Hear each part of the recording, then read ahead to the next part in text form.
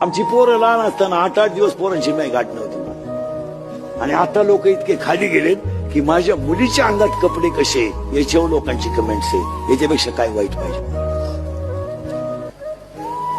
आता 4 दिवसापासून माझ्या मुलीच्या अंगातल्या कपड्यावर लोकांनी बातम्या तयार केल्यात मला. पण तिच्या बापानं मला द्यावं घोडे, तुम्ही मला घोडे लावा, माझा पिंड गेलाय. माझ्या मुलाचा आणि मुलीचा काय दोष आहे.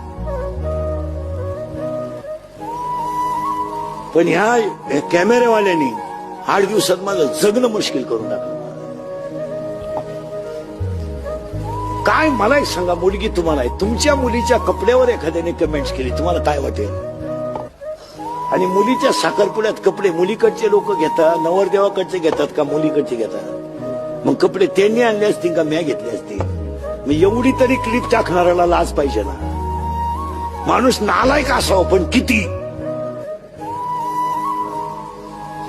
आणि त्याच्यामुळे मी आता कटाळलो मारा. मी जवळजवळ आता 2-3 दिवसात टाकणार एक क्लिप आणि थांबून घेणार आहे. आता बस झाले 31 वर्ष लोकांच्या शिव्या खाऊन आयुष्यात सगळं चांगलंच केलं.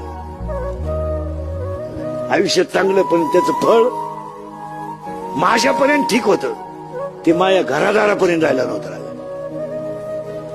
माझ्यापर्यंत ठीक. मी आजही समर्थ आहे ना उत्तर द्यायला. मला अजून 2 वर्ष आयुष्य आहे.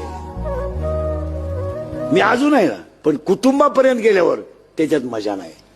आणि याची अक्कल इंद्रिकरलाच आली पाहिजे. त्याने कीर्तनं बंदच केली पाहिजे. खरं आहे का खोटं आहे. तुम्ही काहीच बोला. हे त्याने बंद केले पाहिजे. त्याला लाज वाटली पाहिजे की आता कमेंट करणारे लोक बोलायला लागले, आता इंद्रिकडने फेटा ठेवून द्यावा, त्याचं त्याने चांगलं सांगावं. हा मी 2-3 दिवसापासून विचार करतोय. मी 1-2-3 दिवसात घेणार निर्णय मी.